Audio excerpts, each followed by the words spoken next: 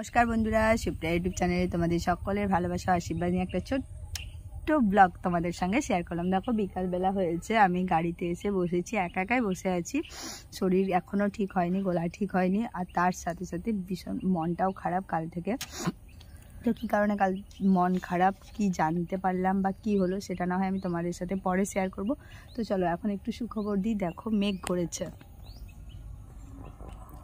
দেখতে পাচ্ছ আমরা সব গরমে সবাই খুব কষ্টে আছি, মানুষ পশু পাখি সবাই।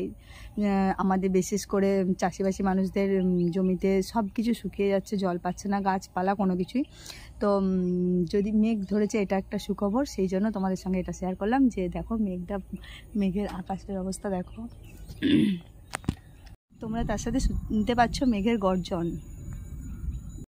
দেখো মেঘটাকে দেখেও একটু আশা জাগছে যে বৃষ্টি হবে বলে। সত্যি যদি এই মেঘ থেকে বৃষ্টি হয় সেটা তো আমাদের জন্য আরও সুখবর হবে। তো যদি বৃষ্টি হয় খুবই ভালো, আমরা সবাই মিলে ঠাকুরের কাছে প্রার্থনা করি যে আমার খুব তাড়াতাড়ি বৃষ্টি নেমে আসে।